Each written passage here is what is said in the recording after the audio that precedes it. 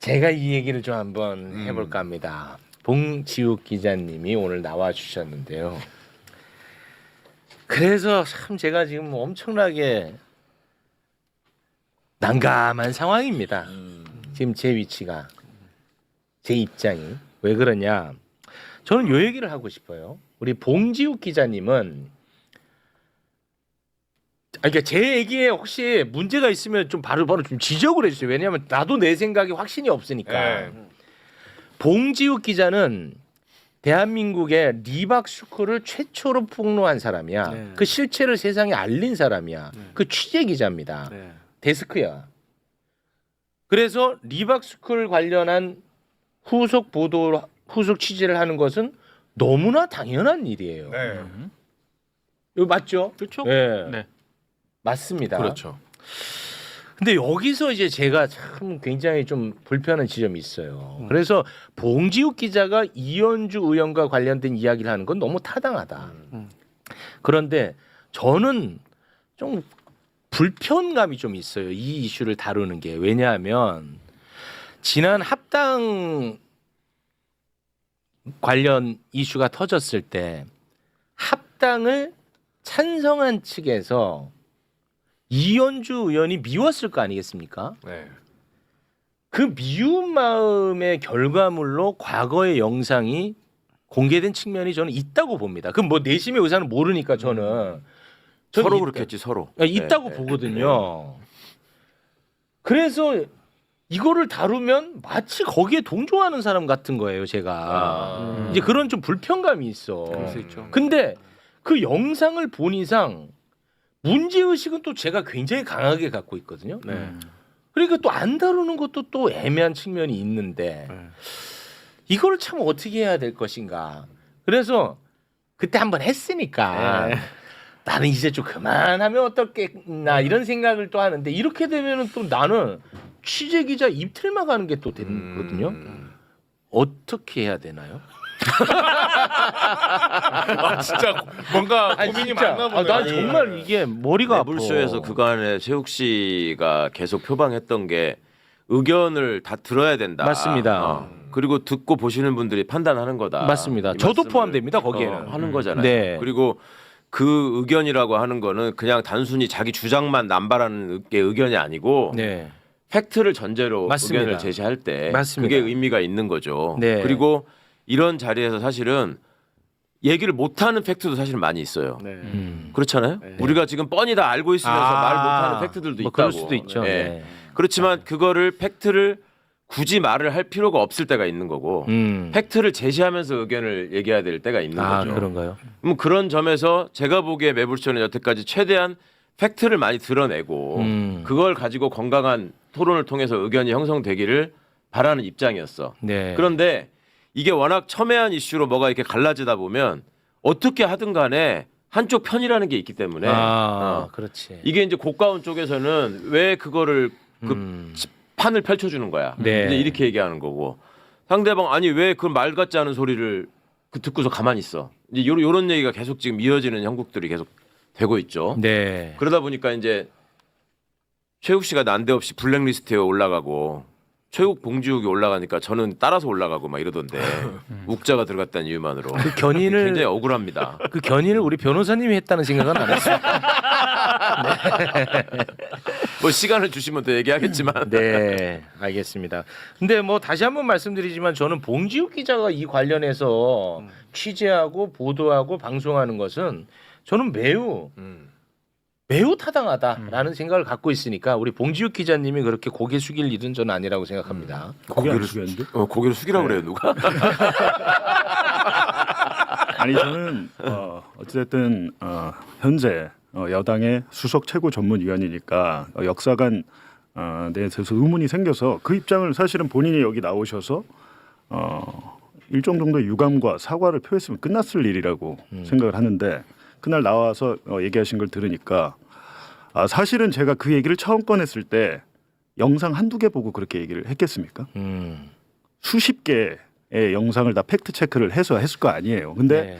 제가 파악한 사실과 너무도 다르게 거짓말을 제 입장에서는 거짓말을 하시더라고요. 근데 그 부분에 대해서 사실 그날 그렇게 했으면 끝났는데 이걸 왜 해야 되냐? 왜 이제 와서 뭐 이현주의 과거를 파면 이렇게 얘기하시는데 과거 폐모와는 달라. 예를 들면 이거는. 이재명 대통령이 제주 4.3의 강경 진압을 주도했던 박진경 대령의 유공자 지정을 취소 검토하라고 지시했습니다. 예. 그게 언제 일입니까?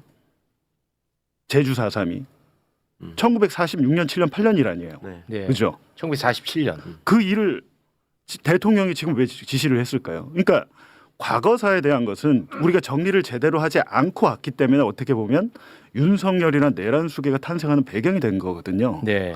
그러니까 이 역사관의 문제는 뭐 이렇게 내가 그때 보수 진영이 있었다고 해서 이승만을 좋아하는 청중이 있다고 해서 그렇게 얘기하면 되지 않는 것이죠. 바뀔 수는 예. 없죠. 역사관은. 예. 네. 그런 부분에서 본인이 또 하신 말에 대해서 정치인으로서 책임을 지면 되는 것이죠. 제가 만약에 허위 사실을 보도했다면 그건 제가 책임지면 되고요. 그렇습니다. 네.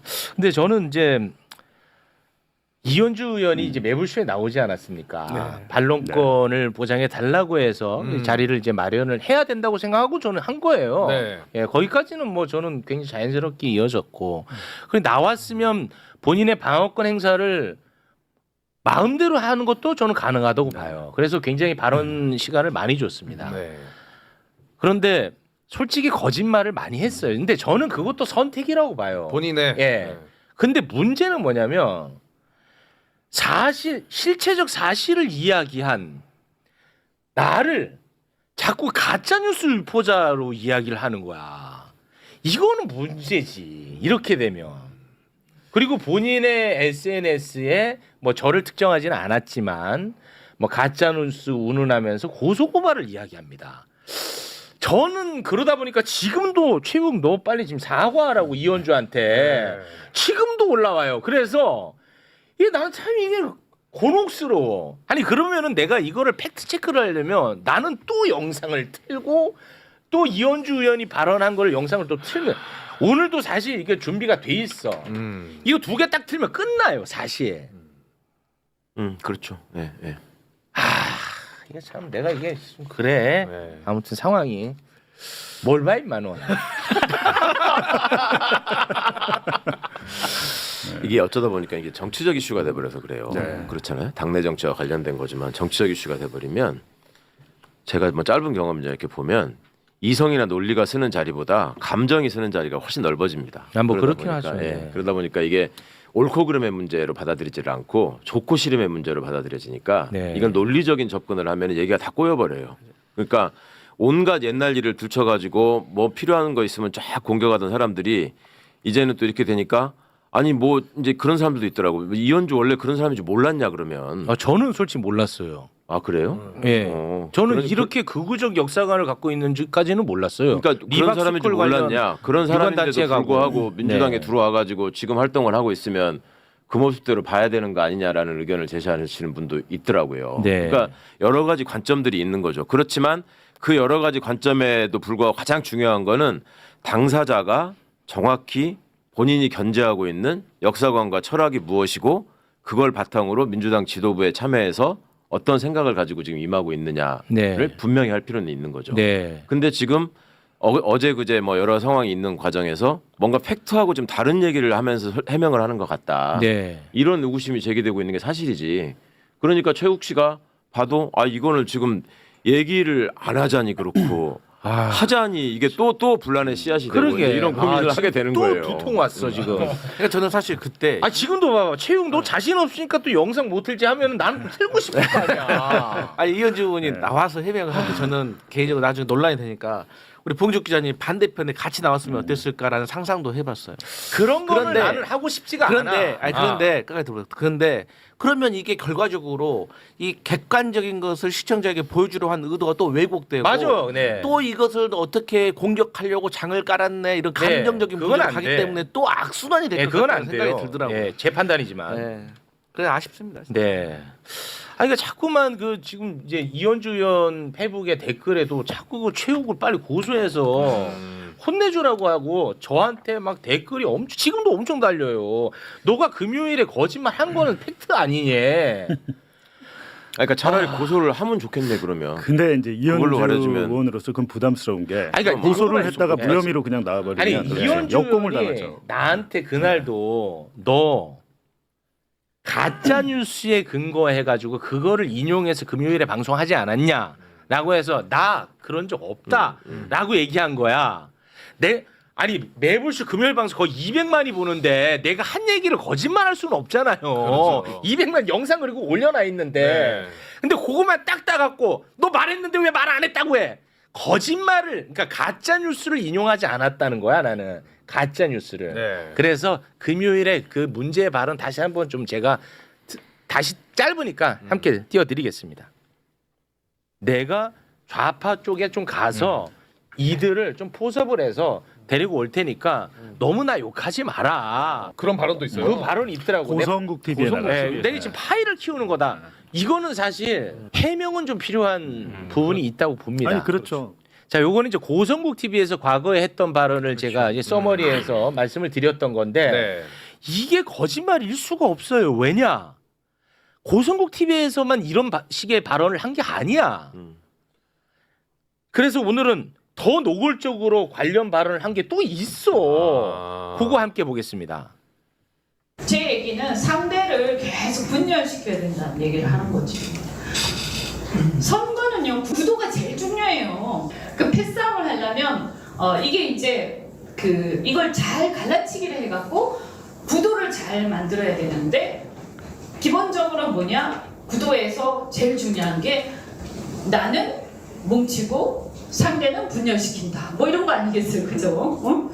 상대는 계속 분열시켜야 되는 거죠. 그래서 제가 아까 호남 얘기를 한 게 또 그게 무슨 거짓말이 아니에요. 사실이니까. 그래서 사람들한테 진실을 알려주고 그래서 우리가 뜯어서 갈라치기 해서 우리 편으로 끌어들일 수 있는 사람들 끌어들이고 그 다음에 저쪽을 갈라치기 해서 최소한 만든다. 이런 거 아니겠어요? 전략으로는 맞는 말이네. 아, 전략으로는. 아니 뭐 정치는 권력 투쟁이니까 네. 저는 뭐 사실은 저런 발언들은 보수 진영에 있었을 때 저런 말을 할 수 있다고 생각해요. 제가 문제 삼는 부분은 저 얘기가 아니에요. 네. 그렇죠. 순수하게 역사관에 대한 이야기고 네, 이현주 맞아요. 의원이 무슨 거짓말을 했는지 제가 오늘 알려드리려고 하는 게 그날 와서 이제 얘기 주장이 딱 두 개예요. 나 손효숙 리박스쿨 대표 모른다. 그리고 두 번째는 나 리박스쿨 안 갔다. 네. 모르고 안 갔다. 나는 이승만 학당 갔어. 이승만 관련 거기 가서 그렇게 한 거야. 라는 거잖아요. 근데 방금 보신 영상이 리박스쿨 강연장입니다. 그렇죠. 네. 저게 맞습니다. 2019년 6월 7일인데 손효숙 대표를 모른다 그랬죠. 6번 영상 한번 틀어주세요. 그만 들어 이제. 리박스쿨. 아 그래서 하지 말라 했잖아. 이현주 의원 지지자들이 이렇게 하면 안 돼요. 이범 씨는 누구예요? 이거 끝나고 설명. 네. 그 사이에 이걸로 지금 저때 2019년에 리박스쿨 프리덤 칼리지 그러니까 손효숙 대표가 두 개를 했는데 같은 거예요. 프리덤 칼리지 장학회가 있고 리박스쿨이 있고 난 프리덤 갔지 리박 간 거 아니야 이렇게 얘기를 하고 있잖아요. 네. 그게 아니고 2017년 6월에 손효숙 대표가 공무원을 정년퇴직하고 이희범을 만나가지고 프리덤 칼리지 장학회를 만들어요. 도움을 받아서 그래서 저기 만든 거예요. 저기 서울 종로구에 있는 제일빌딩입니다. 같은 층에 고성국도 있고 이희범도 있고 손효숙도 있고 다 있는 거예요.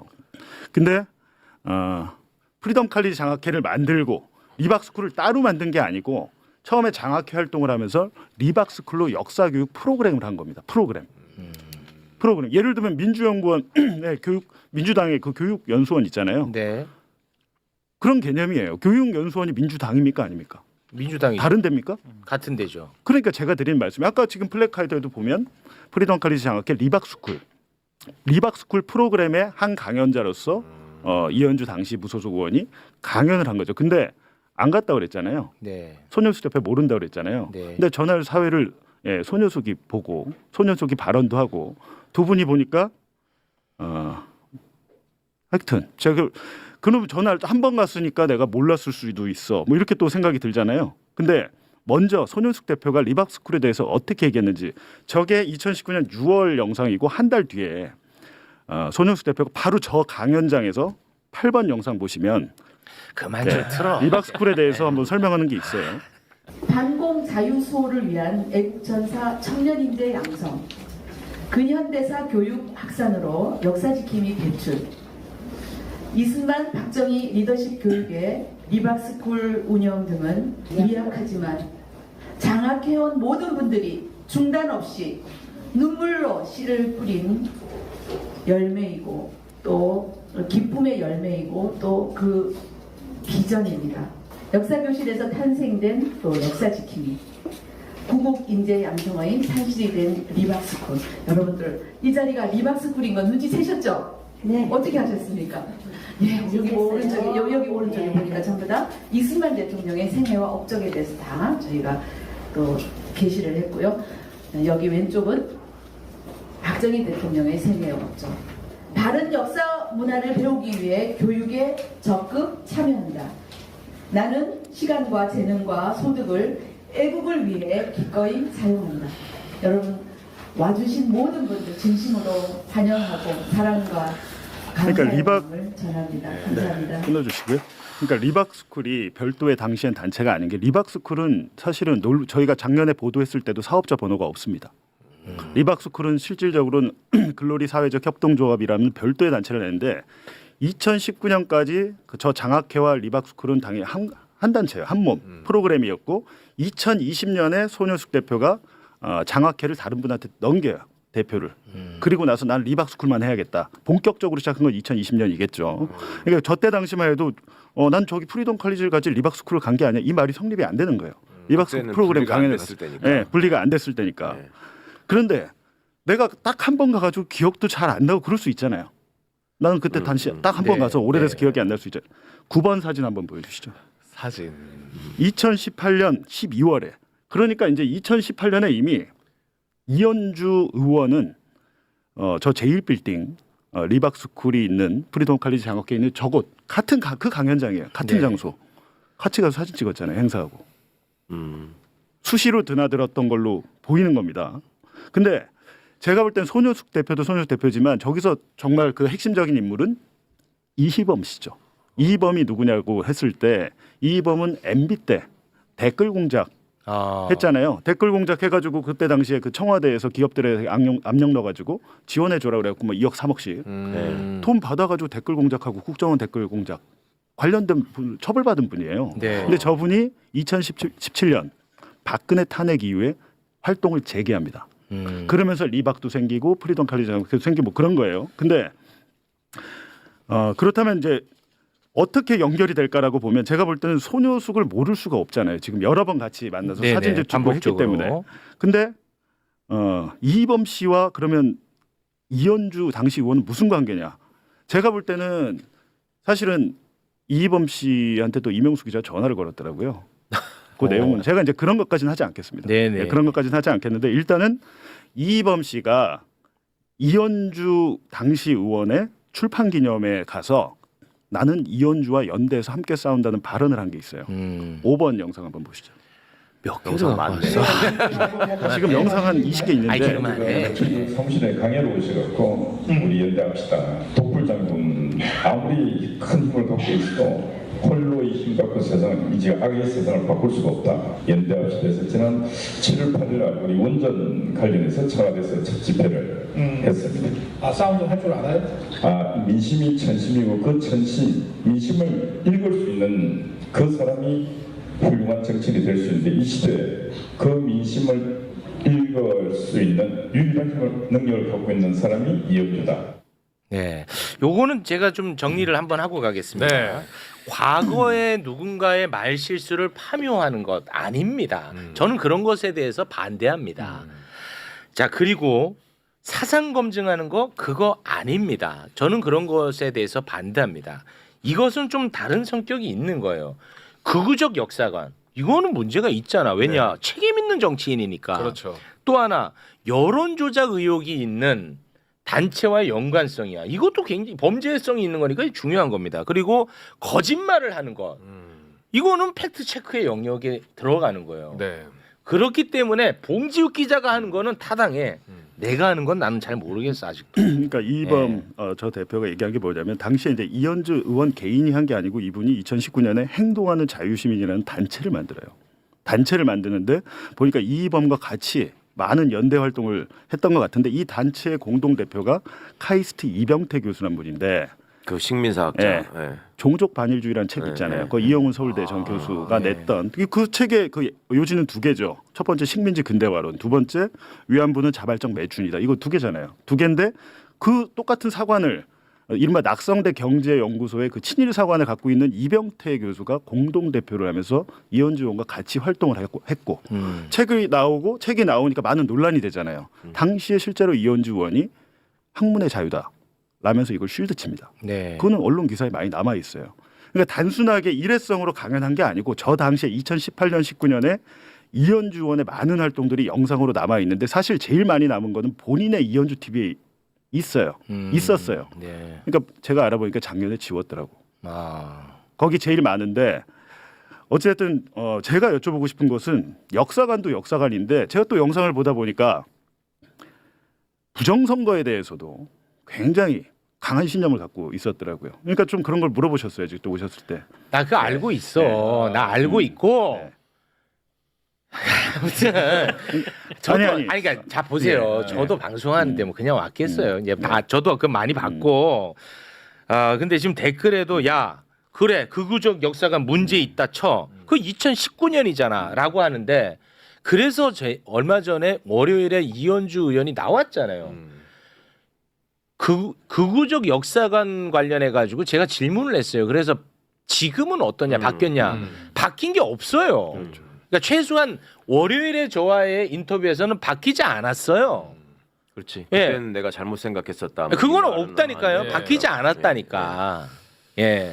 그리고 자꾸만 가짜 뉴스를 퍼뜨린다고 계속 이야기를 하니까 지금 봉직 기자가 화가 좀 난 것 같은데 조금 아니, 화가 난 게 아니고요. 그냥 뭐 여러 가지 말씀을 드리는데 지금 그러니까 옛날에 그랬더라도 제가 당시에는 뭐 잘 몰랐다거나 근데 지금은 그거 생각이 아니야. 바뀌었다거나 그건 하면 끝났을 아니야. 일인데 예, 그건 아닙니다. 지금 여당의 수석 최고 전문위원을 하는 사람이 예를 들면 뭐 임시정부 대한민국 상해 임시정부의 뭐 적통성을 부정한다거나 이승만 뭐 박정희 공과론을 얘기하잖아요. 제가 뒤집어서 얘기하면 본인도 정치인 이현주도 공과가 있을 거 아닙니까? 그런데 네. 예전에 과오에 대해서 사과를 하면 끝냈을 건데 역사관 논란과 더불어서 이거는 정말 심각한 거기 때문에 제가 한번 이거 보고 네. 가야겠다. 네. 1번 영상 한번. 아 이게 뭐야 또? 예. 아니, 제가 뭐 오늘 보니까 이제 부정선거 얘기도 하시고 여러 가지 얘기하시는데 제가 떨어진 입장에서 자꾸 얘기하면 참 예치가 떨어져서 그렇다 이런 말 들을까봐 말을 잘 못하는데 가끔씩 얘기합니다. 가끔씩. 그런데 그런 것도 꼼짝도 안 하잖아요. 그러면 최소한 제도를 바꿔야 되겠죠? 제도를. 사전선거를 없애야 되겠죠? 맞습니다. 그런데 그 사전선거를 없애거나 제도를 바꿔야 한다는 문제의식도 없죠? 그러면 어떻게 해야 돼요? 그 문제의식이 있어야 한다고 여러분이 생각하시면 그 문제의식이 최소한 없는 사람은 다음에 당대표로 뽑으면 안 되는 거죠. 그리고 나서 이제 그날 신장식 의원이 아마 그 뒤에 바로 나와서 뭐 기회주의자 발언을 했어요. 상황에 따라서 이렇게 변하는 사람을 기회주의자라고 한다라고 하는데 이현주 의원이 저때 스스로 정치인은 기회주의자가 되면 안 된다고 강조를 했습니다. 2번 영상 한번 보시죠. 아 나도 선거 조작과 관련해서 저는 이 문제를 해결하고 규명하고 그리고 이 잘못된 선거제도를 개혁하고 하는 문제하고 너무 과거에 매몰되지 않고 미래로 나아가는 문제하고는 그렇게 꼭 배치되는 건 아니다. 왜 사전선거는 이틀하고 본선거는 하루밖에 안 하는지 이런 여러 가지 국민의 주권과 관련해서 우리가 그동안 신경 쓰지 못했던 것들 그런데 치명적인 것들이 많이 있었기 때문에 저는 이것을 계기로 제발 좀 개혁이 되었으면 좋겠다라고 생각을 하고 중도라는 것은 유권자는 이제 중도가 있습니다. 유권자는 양쪽을 이렇게 보고 또는 진영을 보고 그때마다 자기 마음에 드는 쪽을 지지할 수 있기 때문에 까다로운 유권자일수록 중도 성향이 많습니다. 그런데 정치인은 저는 중도가 있기가 참 어렵다. 왜냐하면 자기 주관은 뚜렷할 수밖에 없기 때문에 그렇다고 진영을 너무 나눌 필요는 없지만 자기 주관과 소신은 있어야 있어야 되지 않냐. 나는 이럴 때마다 여기를 지지하고 저기를 지지하고 이럴 수는 없는 거잖아요. 그래서 잘못하면 기회주의가 되기 쉽기 때문에 저는 정치인은 자기 소신이 뚜렷해야 된다고 생각을 합니다. 네, 알겠습니다. 그러니까 본인이 했던 말을 본인이 지키면 됩니다. 거기에 네. 대해서 입장을 표명하시면 되고 이제 역사관에 더해서 부정선거는 지금 윤석열이 내란을 일으킬 때 그 주장하는 근거잖아요. 네. 예, 저기에 대해서도 물론 이현주 의원이 내란 상황을 척결하는 과정에서 앞장서서 열심히 하고 저도 잘 알고 있고 그렇습니다. 많은 네. 국민들이 또 지지를 네, 했습니다. 저는 근데 굉장히 고마운 마음이 네. 큽니다. 근데 이 부정선거라는 것, 부정선거 음모론에 대해서 여당 수석 최고 전문위원이 지금은 어떤 생각을 갖고 있는지 네. 밝히는 게 더 필요하다. 알겠습니다. 네. 네. 이 정도로 그리고 이제 자꾸 과거 얘기하시는데 과거가 현재를 만들고 현재가 지나서 미래가 되는 거예요. 맞습니다. 예, 과거를 잊은 민족은 미래가 없습니다. 네. 예. 형님. 네.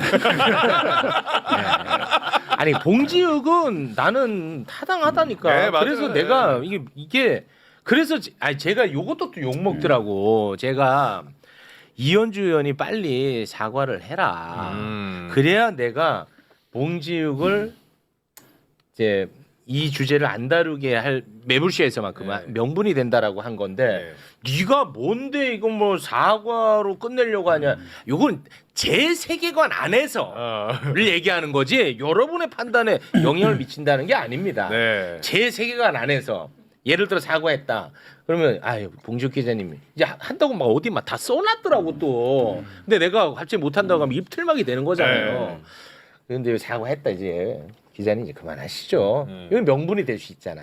그런 거지. 제가 뭐 사과하면 끝 뭐 이렇게 말한 적 없습니다. 요 정도로 정리하겠습니다. 가 이제. 머리 아파. 머리 아파. 형님이라고 처음 불러본 것 같은데. 네. 그러니까 저도 당연히 기분이 좋지 않죠. 네. 좋지 않은데 뭐 어떡합니까? 이거를 알게 된 이상 말을 할 수밖에 없는 그러니까 것이죠. 그건 물어볼 수밖에 맞아요. 없잖아요. 네, 맞아요. 네, 또 기자는 질문하는 것이고 네. 정치는 답변을 해야 되는 것이죠. 그렇습니다. 네, 알겠습니다. 이게 뭐 과거에 뭐 누구를 좋아하니 싫어하니의 문제가 아닙니다. 이거는 그리고 뭐 말 실수의 문제가 아니잖아. 그렇죠. 예, 그거는 진짜 이거는 정말 나는 이거는 강조하고 싶어.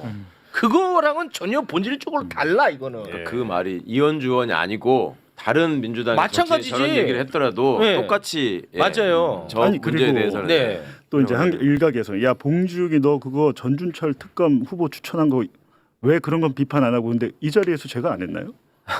전준철 특검 쌍방울 대북송금 변호했던 거 최초로 얘기한 게 저인데 그리고 김광민 변호사랑 앉아서 그 같이 했잖아. 어떤 맥락인지를 다 했는데 같이 했잖아. 그런 것들은 보니까 지금 논리나 이런 것들은 안 먹혀요. 안 먹히고 어쩔 수 없지만 시간이 지나면 정리될 거라고 봅니다. 아니 예. 봉지욱도 상처를 네. 많이 받네. 그러니까 너무 상처가 억울해하지 아니라 마세요. 그걸 다 아니 사람들이 억울해하는 게 아니라 했잖아. 보면 우리랑 같이 전주처 예를 들면 보면 윤석열 검찰총장 인사청문회 때 뉴스타파 한상진 기자가 윤석열이 거짓말한다고 보도했다가 난리가 났었잖아요. 네. 뉴스타파 후원 일주일 만에 5천 명 빠지고 난리도 아니었어요. 네. 근데 지금에 와서는 그 후원자들이 많이 돌아왔죠. 미안했다. 음. 내가 착각했다. 맞아요. 잘못했다라고 네. 하잖아요. 근데 시간이 되면 정리는 되지만 당시 한상진 기자 얘기 들어보니까 부인의 직장에 전화를 해서까지 협박을 했더라고요. 이게 이제 너무 도가 지나쳐 버리면 그거는 네. 정말로 돌이킬 수 없게 된다. 맞습니다. 것이죠. 네, 알겠습니다. 자, 봉지욱 기자님과는 여기서 인사를 나누겠습니다. 봉지욱 기자는 분명히 말씀드립니다만 리박스크를 최초로 보도한 기자입니다. 네. 그 후속 취재 일환입니다. 자, 봉지욱 기자님과는 여기서 인사를 나누겠습니다. 네, 고맙습니다. 당분간 보지 말자. 고맙습니다. 네. 고맙습니다. 자, 오늘 첫 출연인데 굉장히 오랫동안 기다리고 계셨던 분이 있습니다. 국민의힘으로 스트레스를 좀 풀어볼까 해갖고 제가 약간 좀 이렇게 될 줄 알고 마지막 디저트를 하나 좀 준비를 해놨습니다. 국민의힘 이슈, 국민의힘 전문 기자님과 함께 이야기를 나눠보겠습니다.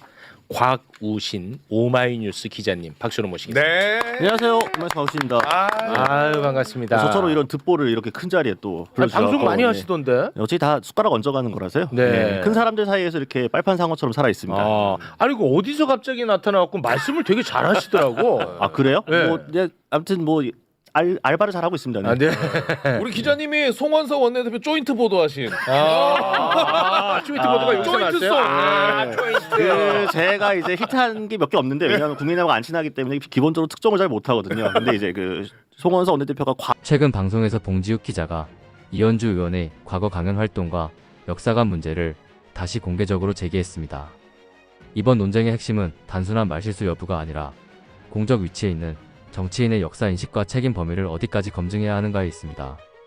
봉지욱 기자는 리박스쿨 강연이 단순한 외부 초청 행사가 아니라 당시 단체 구조와 연결된 활동이었다는 점을 강조하며 공인은 과거의 발언과 활동에 대해 분명한 입장을 밝혀야 한다고 주장했습니다. 특히 여당 지도부 인사라는 현재의 위치를 고려하면 역사관과 관련한 의무는 더욱 명확히 설명될 필요가 있다는 입장입니다. 반면 이현주 의원은 해당 단체 대표와의 직접적 연관성을 부인하며 강연은 특정 성격을 인지하지 못한 채 진행된 초청 행사였을 가능성을 설명해왔습니다.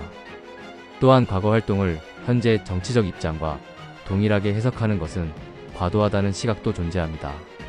방송에서는 강연 장소, 행사 구조, 공동활동 인물, 과거 영상 기록 등을 근거로 팩트 검증의 필요성이 제기됐습니다.